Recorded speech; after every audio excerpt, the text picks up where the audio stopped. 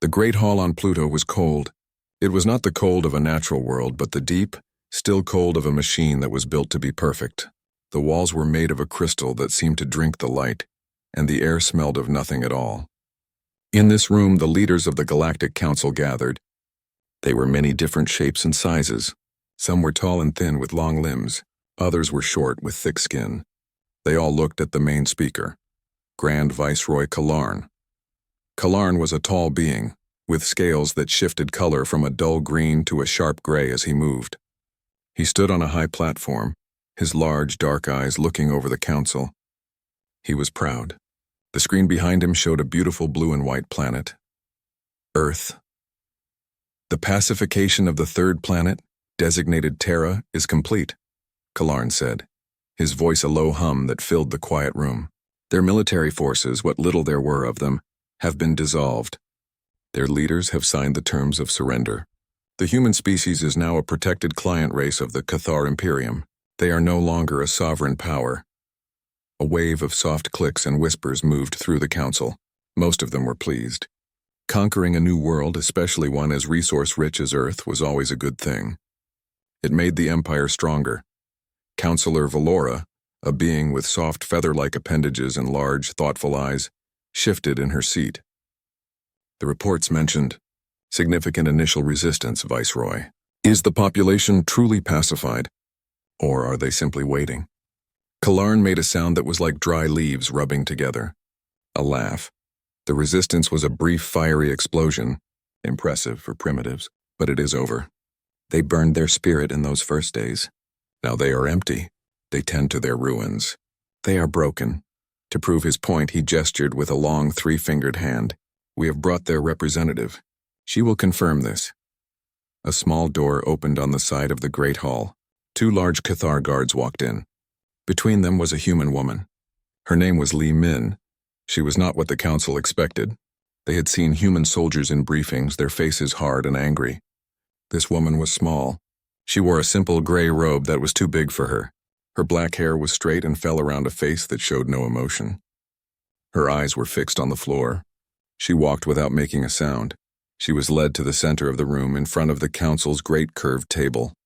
She looked very small and very alone. State your name and purpose for the council, Kalarn commanded, his voice echoing. The woman did not look up. When she spoke, it was a murmur. It was so quiet the council members had to strain to hear. I am Li Min. I am here to speak for the people of Earth. She paused as if gathering strength from the silence. We accept the rule of the Cathar Imperium. We surrender all claims to our world and our future. We ask only for mercy. The last word was almost a breath. It was the sound of defeat. It was what the council wanted to hear. They saw a defeated creature, begging for kindness from its new masters. Kalarn looked immensely pleased. He had not just conquered their world. He had conquered their will. Counselor Valora watched Li Min closely. She saw the downcast eyes, the slumped shoulders. It all looked right, but something felt wrong. The woman's stillness was too perfect. It was not the shake of fear or the slump of despair. It was the quiet of deep, still water. But Valora said nothing. The evidence was clear. Li Min was dismissed. The guards led her away, and she went without a backward glance. The great hall returned to its cold, orderly state. Earth was just another file, another problem solved. But far away on the real Earth, the story was different. The planet was wounded. Cities that once glowed with light were now dark scars on the land. The air in many places still carried the smell of smoke and dust. In what was left of a city named Seoul, the wind whistled through broken buildings. Deep beneath the ground, in a shelter that was once a subway station, a man named Kim Jun watched a small screen. The image was fuzzy, stolen from a Cathar broadcast. It showed the Grand Hall on Pluto. It showed Li Min, small and quiet, surrendering everything. Kim Jun's face was hard. He had been a planner, a strategist before the invasion. He was not a soldier by trade, but he had a mind that saw patterns and possibilities where others saw only chaos. His hands, resting on the metal table, were clean but covered in small scars. His eyes, dark and intense, watched the screen until the broadcast ended and the screen went black. He turned. In the dim light of the shelter, two others were waiting. A woman named Park Soo sat on a crate, cleaning a piece of machinery with a slow, careful rhythm. She was strong, with a quiet strength that came from surviving the worst life could offer.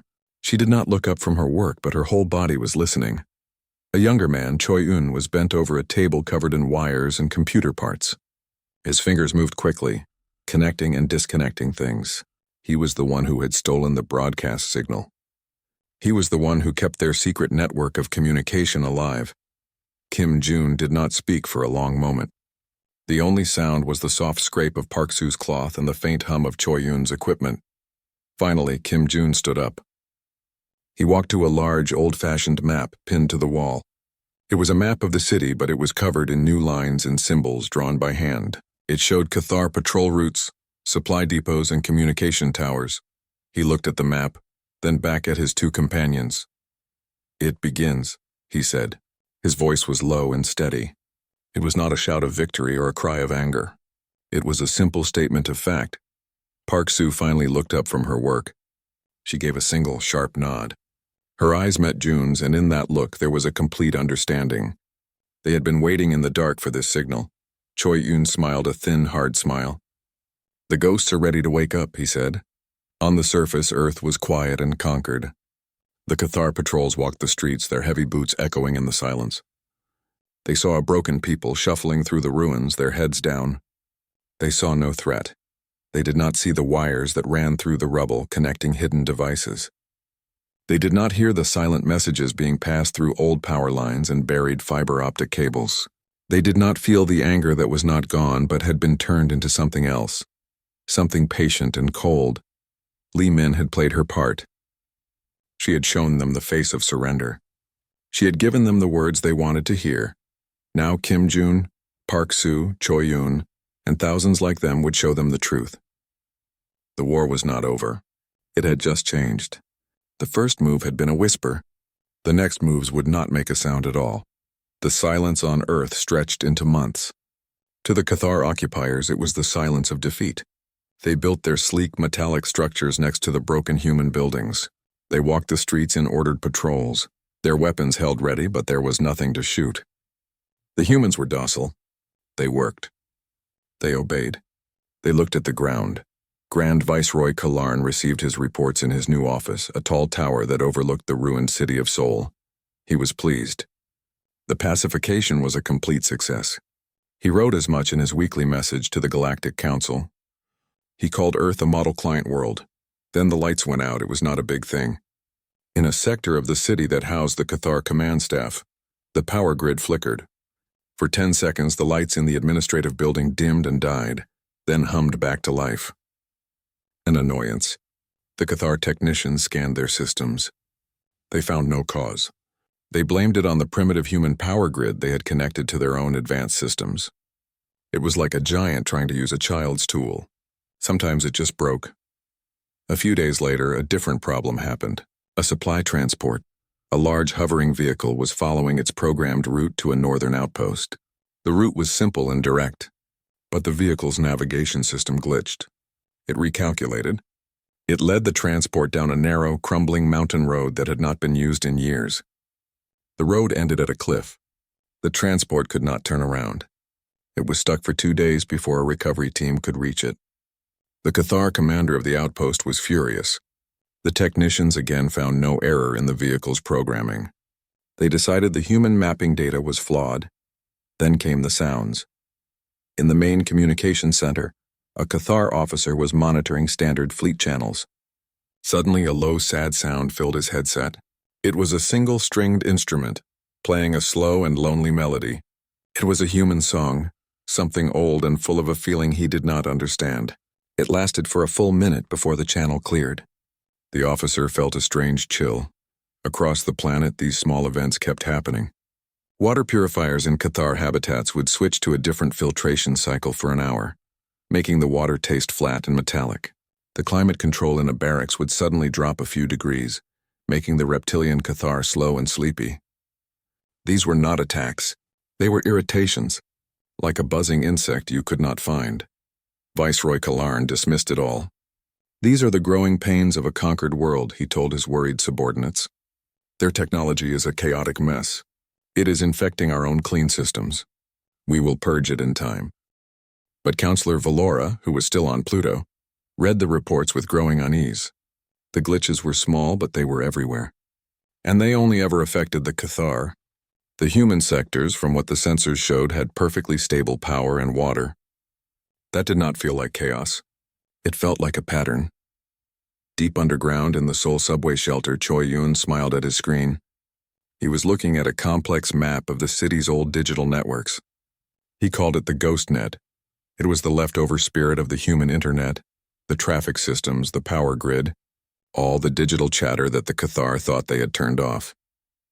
A young man named Ji-hun watched him, looking confused. "How are you doing this?" he asked. "Their systems are too advanced to hack directly." Choi Yoon shook his head. "We are not hacking them, Ji-hun. That is a fight we would lose. We are reminding our own systems who they work for." He pointed at the screen. "The Cathar built their network on top of ours. They use our power lines, our data cables. They think it is just wire and electricity. But it is not. It is a living thing, shaped by humans. We are not attacking their code. We are waking up the ghosts inside our own machines. We are telling the old traffic system to remember a different map. We are telling the old power grid to forget a command for a little while. Their perfect systems do not understand our chaos. It makes them sick." On the surface, Park Soo was part of the chaos. She walked through a market where humans sold repaired goods and grown food. A Cathar patrol walked by, their heavy steps loud. Park Soo did not look at them. But as they passed a certain light pole, the public address speaker, which was supposed to be dead, crackled to life. For just a second, a voice clear and sharp spoke a single word. "Remember." The Cathar soldiers spun around, weapons raised. The humans in the market kept their heads down, but Park Soo saw the corners of a few mouths twitch upward. The word was gone as quickly as it came. The patrol moved on, angry and confused. The insult was not the word itself. It was that they could not find where it came from. It was a ghost. Kim Jun coordinated it all. He was the brain. He received reports from all over the country, from other cells like his own. He saw the patterns that the Cathar missed. A power flicker here, a navigation error there. He was weaving a net of small, quiet problems. He was not trying to hurt them yet. He was trying to make them doubt their own control. He was making them nervous. He met with Park Soo in the shelter late one night. "How are the patrols?" he asked her. "Angry," she said. "They are tired. The constant little problems are making them jumpy. They are starting to fight with each other. They think their equipment is failing them." Kim Jun nodded. "Good. A scared soldier is not a thinking soldier." Meanwhile, in a small, bare room on Pluto, Lee Min tended her garden. The Cathar had allowed her a few square feet of soil, a gesture they saw as generous. She grew simple plants from earth, a small green shoot, a few blades of grass. She watered them carefully. Her movements were slow and peaceful. A Cathar guard watched her through the door's window. He saw a harmless old woman talking to her plants. He did not understand the words she murmured. She was not talking to the plants. She was practicing. She was remembering the reports that were smuggled to her, telling her of the ghosts in the machine, of the quiet work of Kim Jun. She was storing every piece of information. Her quietness was not emptiness. It was a cup filling drop by drop, waiting to overflow. Back on Earth, the Cathar commander of the Seoul sector sent a frustrated message to Viceroy Kalarn. "The instability in the urban systems is increasing," he wrote. "Morale is suffering. We cannot find a physical cause." Kalarn read the message and scowled. He typed a quick, sharp reply. "The cause is your own incompetence. Find the humans who are doing this and execute them. There are no ghosts. There is only failure." He deleted the message about the music that had started playing in the barracks every night, a low humming that kept the soldiers from sleeping. He did not want to seem superstitious. He was a master of a conquered world. He did not have time for ghosts. But in the dark, with the strange, sad sounds of a conquered people whispering through his own perfect machines, even he sometimes felt a chill. He told himself it was just the faulty climate control. The irritations became a constant part of life for the Cathar on Earth. The flickering lights and the sad music were now expected. They were background noise, but then the changes became more personal. They moved from the machines to the bodies of the invaders themselves. It started in the main barracks in Seoul. The soldiers began to feel tired. It was not the normal tiredness from a long patrol. It was a deep, heavy feeling in their bones. Their movements became slow. Their reactions were delayed. At first, the medics thought it was a virus. They scanned for pathogens and found nothing. Viceroy Kalarn was informed. "They are lazy," he declared, his scales flushing with dark purple anger. "Conquest has made them soft. Discipline them, but the tiredness spread. Soon the officers in their comfortable towers were feeling it too. A thick mental fog made it hard to think clearly. Counselor Valora, reading the reports on Pluto, noticed a small detail everyone else had missed.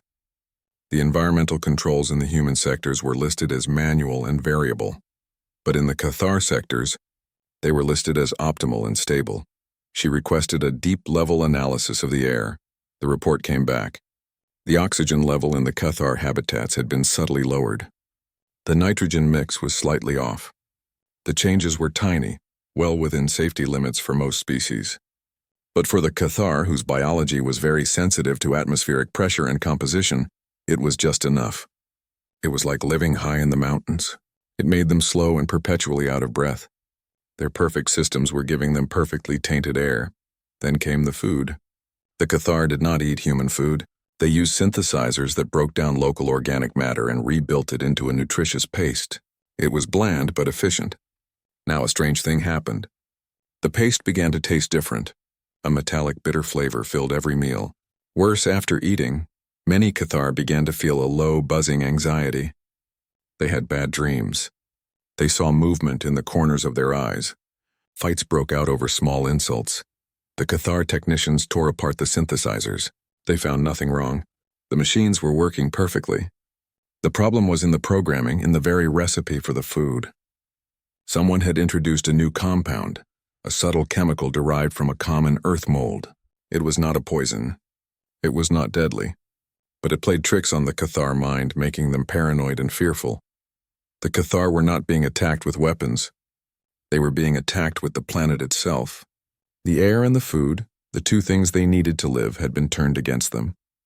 The ghost in the machine had learned the language of Cathar biology. Panic began to set in. The proud, disciplined soldiers were now tired, nervous, and seeing ghosts. They patrolled the streets with wide, fearful eyes, jumping at every shadow. The humans, meanwhile, walked the same streets, breathing the same air and eating their own simple food, and showed no such effects. They seemed normal.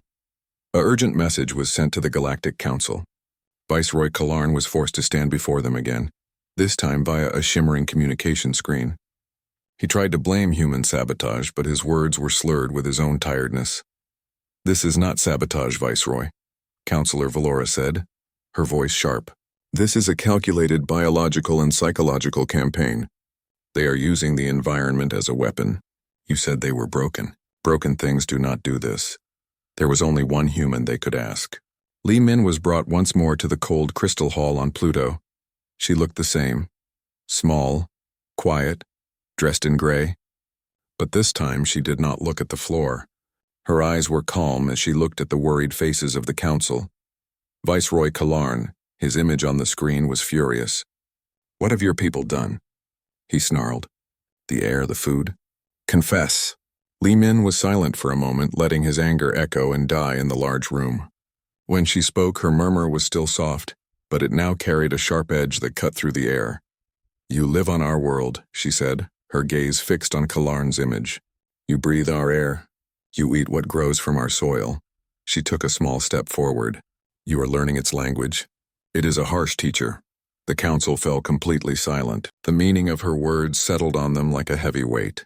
This was not a rebellion of guns and bombs. This was something far more profound. Humanity had not fought for the land. They had let the Cathar take it. And now the land itself was fighting for them. The surrender was a trick. They had lured the Cathar into a trap made of an entire world. On Earth, Kim Jun received a report from Choi Yun. "The atmospheric adjustments are complete in all major occupation zones," Choi Yun said, a look of cold satisfaction on his face. "The food program is also running. They are feeling it everywhere." Kim Jun looked at a world map on his wall. It was covered in red dots showing Cathar positions. "Good," he said. "Now they understand the first lesson. This is our world. We know its secrets." Park Soo came down into the shelter, pulling off a dusty jacket. "The patrols are falling apart," she reported. They are so tired they can barely walk their routes. They are afraid of their own food. They are starting to shoot at shadows. That is the point, Kim Jun said. We do not need to shoot them. We will let the world do it for us. In his tower on Earth, Viceroy Kalarn stared at his own reflection in the dark window. He saw a tired old creature. He could not think straight. The air in his own office felt thin and wrong. He looked out at the human city below. The lights of the human sectors glowed with a steady, calm light. The lights in his own sectors flickered and danced. For the first time, he felt a cold knot of fear in his stomach. He had thought he was a master sitting in his conquered house. Now he realized the house was alive and it hated him. The walls, the air, the very ground under his feet were his enemies, and the quiet people outside were not his servants. They were the keepers of the house. They had given him the keys and he had walked right in. He had conquered the earth, but the earth was conquering him, and the teacher was just beginning the lesson. The fear on earth turned into chaos. The Cathar military, once a model of order, began to unravel. The soldiers were too tired and too paranoid to think clearly. They argued with their officers. They mistrusted their equipment. A shadow had fallen over the entire occupation force. Kim Jun watched from the shadows of his shelter. The reports coming in were good. It was time to move to the next step. The plan was not to destroy the Cathar, but to make them destroy themselves. Phase 2 begins now, he said to Choi Yun. Target their logistics, not their weapons. Their pride. Choi Yun nodded, his fingers already flying across his keyboard. The ghosts are ready. The first event happened at a major supply depot north of Seoul. It was a huge warehouse full of food, spare parts, and equipment for the Cathar army. One morning, the large doors simply opened. There was no forced entry. The electronic locks just disengaged. Then a fleet of automated cargo haulers, which were supposed to be idle, suddenly whirred to life. They moved through the depot in a silent, precise dance. They loaded every single crate, box, and container onto themselves. A Cathar patrol saw the haulers moving out of the depot in a long, neat line. They were confused. This was not a scheduled movement. They tried to radio the depot commander. The communication lines were full of static. By the time they got through, the line of haulers was already far away, heading east. The Cathar commander scrambled a response team. They followed the signal from the haulers. The signal led them on a long chase to the coast, to a city called Busan. The haulers drove straight to the edge of the sea to a large pier, and then one by one they drove off the end. They plunged into the deep, dark water, taking a full season of supplies with them. The Cathar soldiers could only watch, stunned. It was not an attack. It was a disposal. The next event was even more personal. A high-ranking Cathar commander, a cruel officer known for his harsh treatment of humans, was giving a speech to his troops. He was standing on a platform, talking about discipline and strength. Suddenly, the large screen behind him flickered. His face was replaced by text. It was not a rebel message. It was a list of his private communications. It showed messages he had sent to his superior, complaining about Viceroy Kalarn. It showed him calling Kalarn a fool and a braggart. It showed him stealing supplies to sell on the black market.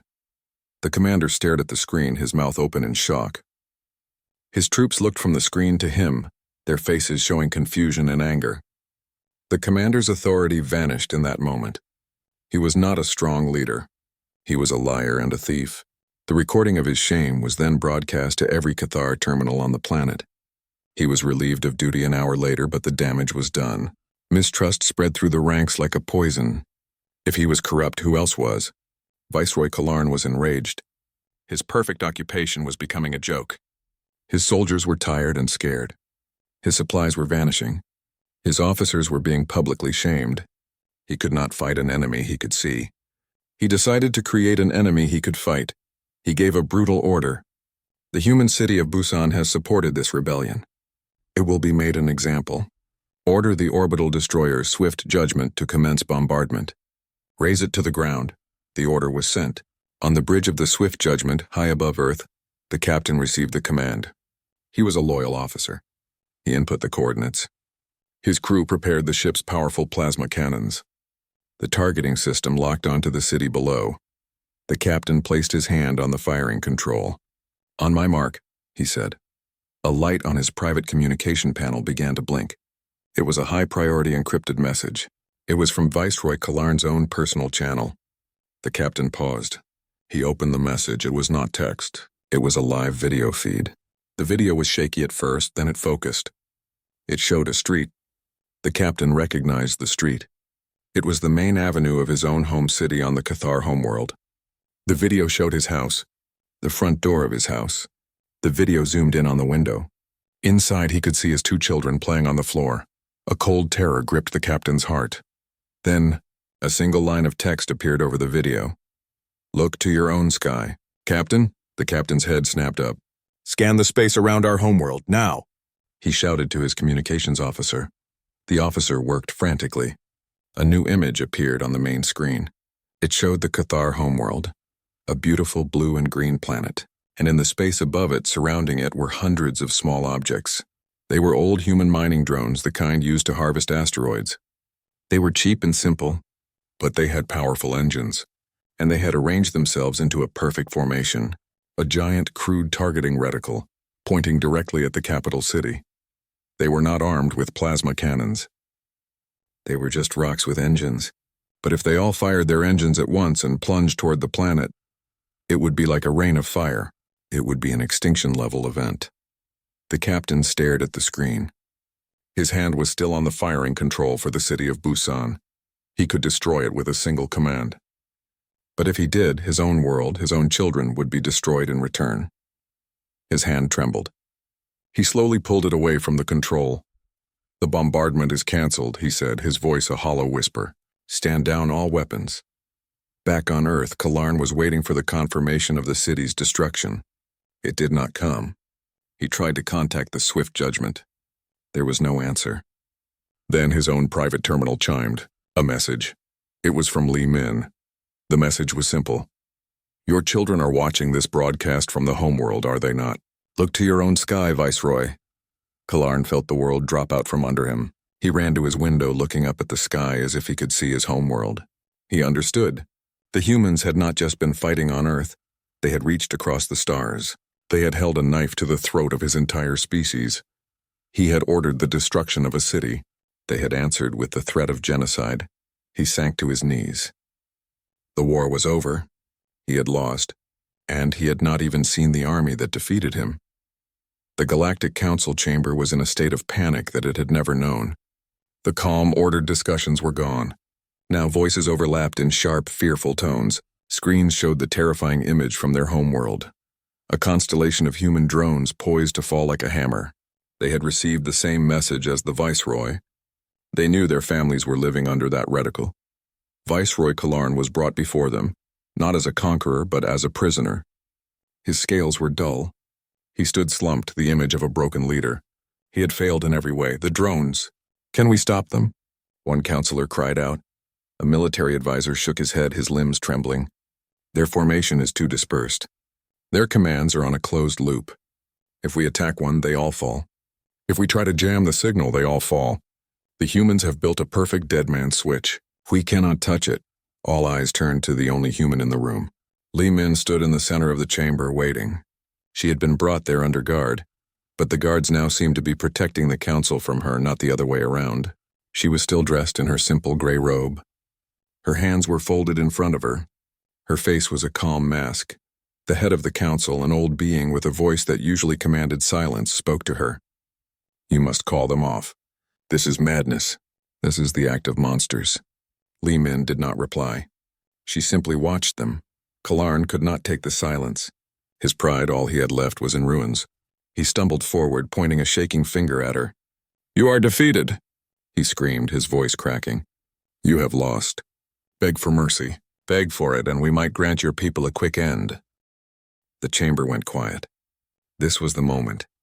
This was when the conquered would break. This was when they would plead for their lives. A faint, terrifying smile touched Li Min's lips. It was not a smile of joy or humor. It was a cold, sharp thing. The council members felt a chill. They had seen her as quiet, broken, harmless. Now they saw the steel beneath. She spoke, and her murmur, which they had once struggled to hear, now cut through the silence like a knife. "You conquered Earth?" she murmured. The council waited. They expected the next words to be a plea. "You conquered Earth, so please spare us," or a question. You conquered Earth, so what do you want? They braced for negotiation. Li Min's eyes moved from Kalarn's desperate face to the fearful faces of the council. She let the silence hang in the cold air, letting them feel the weight of their own assumptions, letting them understand how wrong they had been from the very beginning. Then she finished her sentence. And the council realized mercy was no longer a human word. She did not say anything else. She did not explain. She did not threaten. She simply stated a fact. The meaning settled over the room, cold and heavy. Mercy had been a word they used. It was something the strong offered to the weak. It was a gift.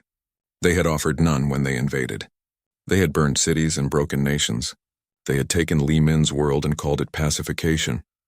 And in that fire, the human concept of mercy had burned away. What was left was not rage. Rage was hot and impulsive. This was colder. This was more solid. What was left was consequence. It was the simple, unchangeable result of an action. You push a world, and the world pushes back. You threaten extinction, and you will be threatened in return. They had not just conquered a planet. They had attacked a species that learned a terrible final lesson. If you want to survive, you must make your enemies afraid to fight. The humans were not asking for mercy. They were explaining the new rules.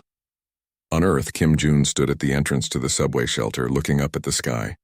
Park Soo stood beside him, and Choi Eun was a step behind. The morning sun was breaking over the ruined city. It was quiet. The constant hum of Cathar patrols was gone.